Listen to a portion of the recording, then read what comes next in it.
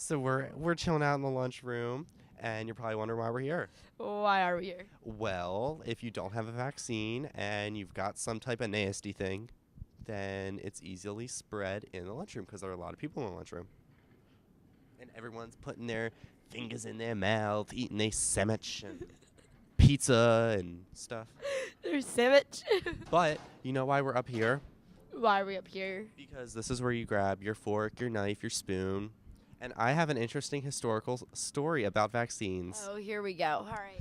So- Everybody listen. So when George Washington was in Valley Forge, What? okay, we're getting it. We're getting somewhere. And everyone came down with some type of nasty disease. I forget which one it was though.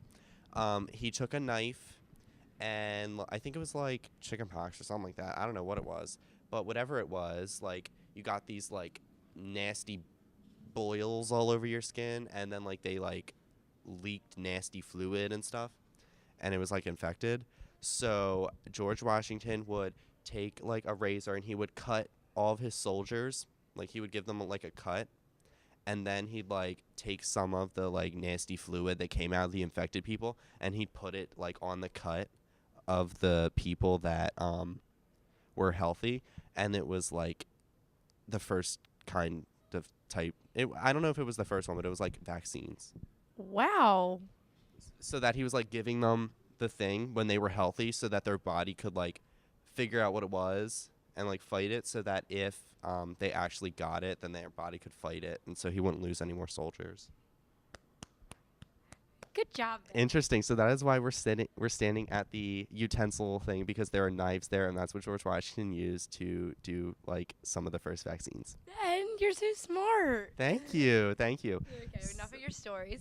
We have to get this wrapped up. And so, Ben, did you do the interview with her? Yeah, I was talking to Miss Knobloch about the importance of vaccines. So you guys should go check it out. Hi everyone, I'm Ben Detweiler, and I'm here today with Miss Knobloch to talk a little bit about vaccines and why they're so important. So thanks for being here today, Miss Knobloch. Thank you, Ben. No problem. First question that I've got is, why is it important to get vaccines? Well, vaccines are important because they prevent disease, communicable diseases that once were very prevalent in our country and in our world. And a lot of people died from these diseases. And since now there's a lot of vaccines to prevent them, we're saving lives. What are communicable diseases? Communicable diseases are diseases that can be spread from one person to another. Okay. So, and they can be spread in various ways. Okay. How do these vaccines work?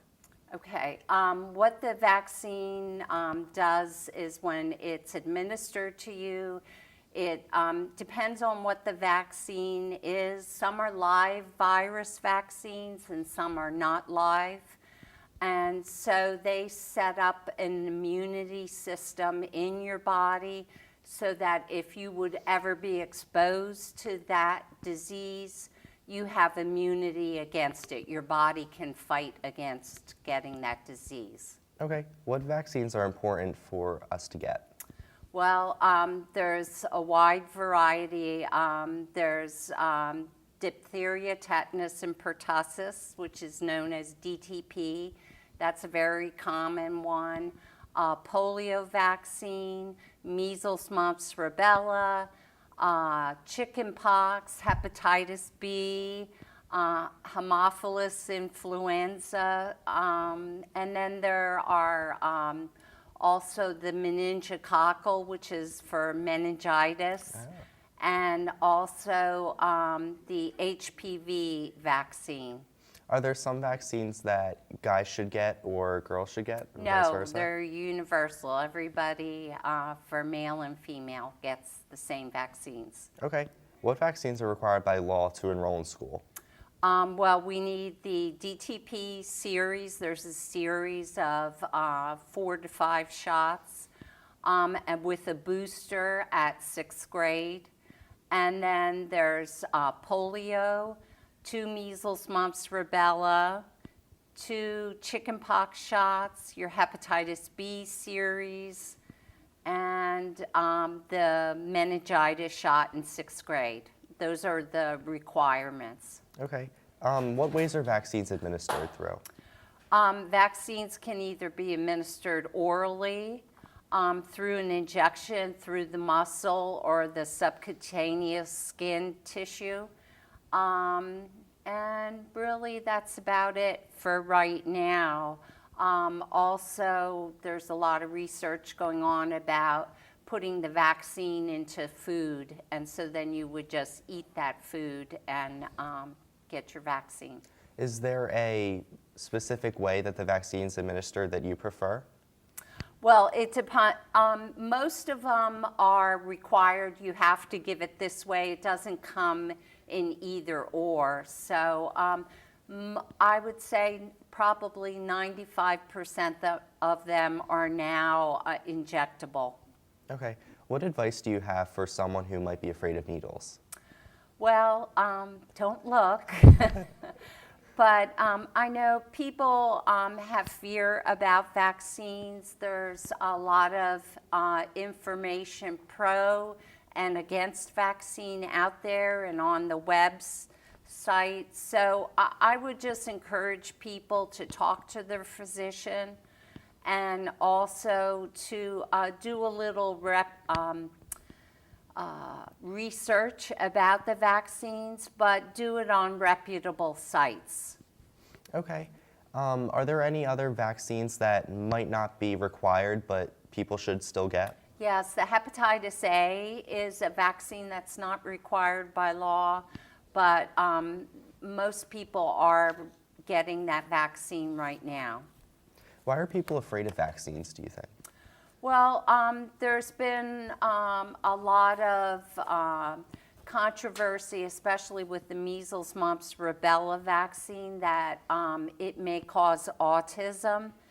And there was a study that came out several years ago that said there was a link between that and autism. And then the research came out that study was kind of invalid, and more studies show that there isn't a link. So in short, people are afraid that they may have some serious side effects to vaccine, and they don't want their children to suffer those. But the side effects of vaccine are so small that it is much worse to get the disease than having a side effect.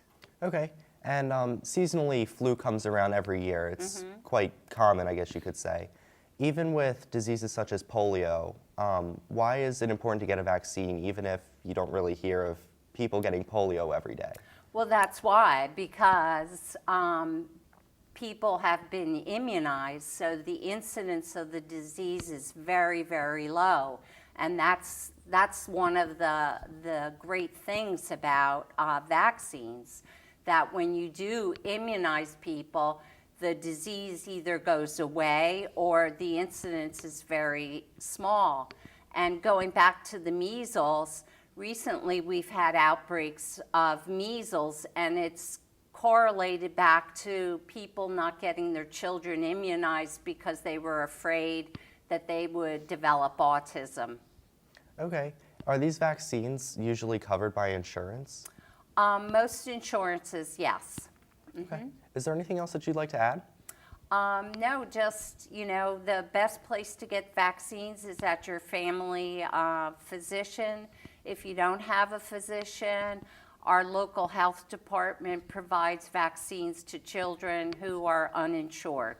All right. Well, thank you very much. Okay, thank you.